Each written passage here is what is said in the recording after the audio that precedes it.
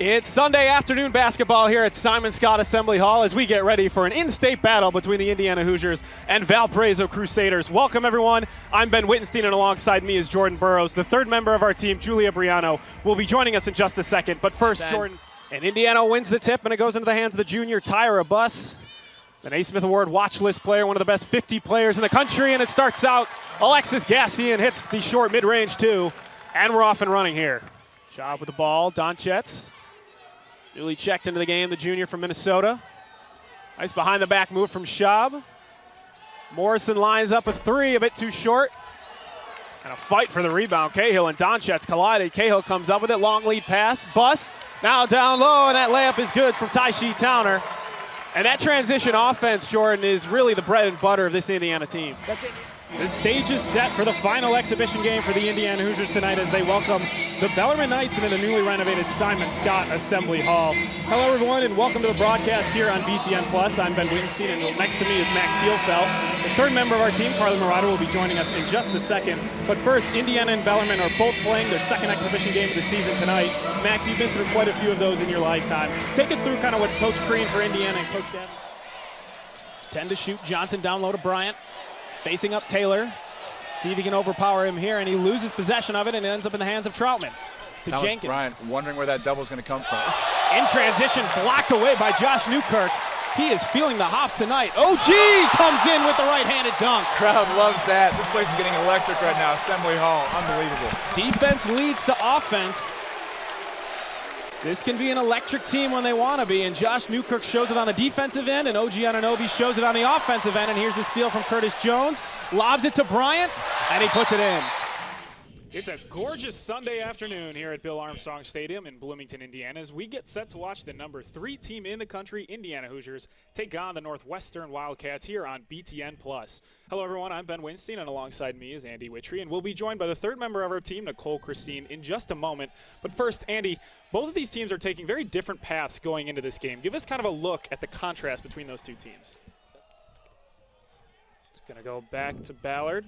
Richard Ballard, he's leading the team in goals. 3 goals this year, makes a nice move. He's going to go wide open shot, fires, and it's going to be saved by White. Good save by him. He's going to get it back. It's going to roll out. It's going to be a throw by Indiana, but Ballard, right out of the bat, we saw his speed and nice finesse move there. Ozuma right back into the feet of Indiana. Thompson on the near side trying to make a move. And again, dispossessed by Roberge. This is Northwestern trying to get it out of their area. It looks like they finally will. It's poked away by Swartz. Hyacinth. Gutman. Gets back out to Moore. Trying to do a lead pass. Hyacinth. Little there, a little too late as White gobbles it up.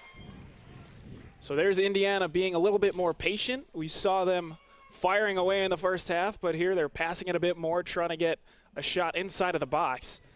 And they almost succeeded right there, but Robbie White was all over it. Richard Ballard. Everyone loves his hair, his man bun, as we so lovingly call it. It's a great look for him. Makes him stand out on the field.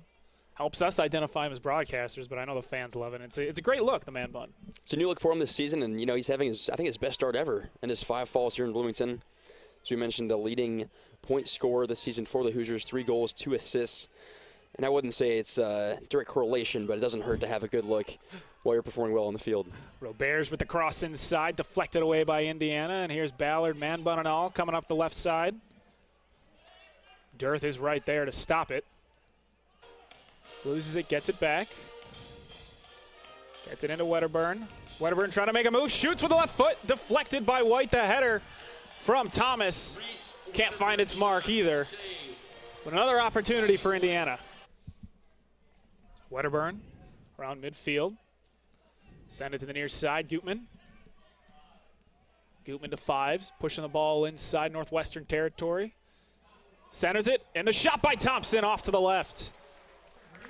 Welcome, everyone, into Bart Kaufman Field, and it's a great day for baseball as the Indiana Hoosiers welcome in the Evansville Purple Aces. Thanks for joining us this evening. I'm Ben Wittenstein, and alongside me is Dan Black. And the third member of our team, Olivia Ray, will be joining us in just a bit. But first, Dan, they know how to get out of touch situations as the 0-1 pitch is hit way over the shortstop's head, and that's going to go into left field. And it looks like we're going to have our first run of the game as Nelson comes in to score all the way from second base, and the throw to second is not in time. That's going to advance both players, and you're going to have McKibben making it all the way to third. That's going to be a double. Hasn't been a lot of damage, but 3-2 pitch.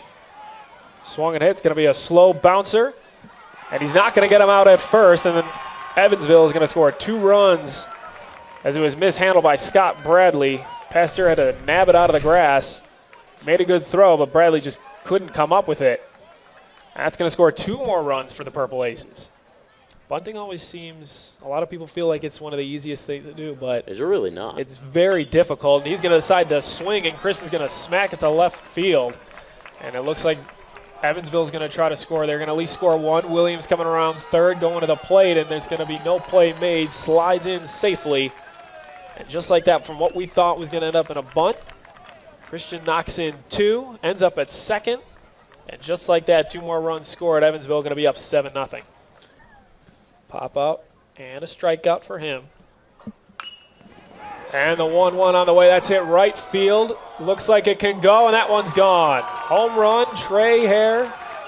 What we were expecting from the beginning of this game. Hits one out of here for a 2-run shot, and that's going to put Evansville up 10-0.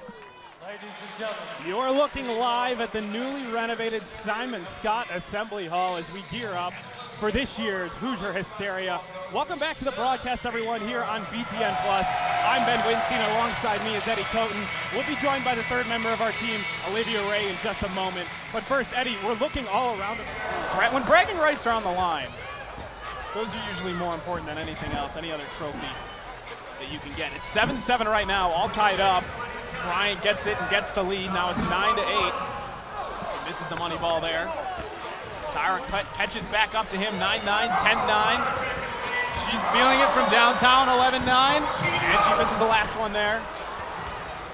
Bryant has to catch up, and he misses his last rack. So it looks like Tyra Buss, in her second opportunity in a row to win the 3-point contest against the men's team. Couldn't do it against Troy Williams last year. She does it this year against Thomas Bryant. We haven't really seen any props being used, but Tom Crean coming out. This could be big. Tom Crean currently looks like he might be used as a prop. You need to be careful, though. Really don't want to knee your coach in the face. That would severely decrease your playing time. He did the hard part. He couldn't execute the easy part. Come on. Hands need to grow a little bit longer. And he did it. Very nice. Jumps over his coach. That was good. I like that. I like that he brought in Tom Crean. So with that, we thank you all for watching. We appreciate it. We had a good time. We hope you did too. So for the 2016-2017 IU men's basketball team, we hope you enjoyed Hoosier Hysteria. For Olivia Ray, Eddie Coten, I'm Ben Wittenstein. Thanks all for watching.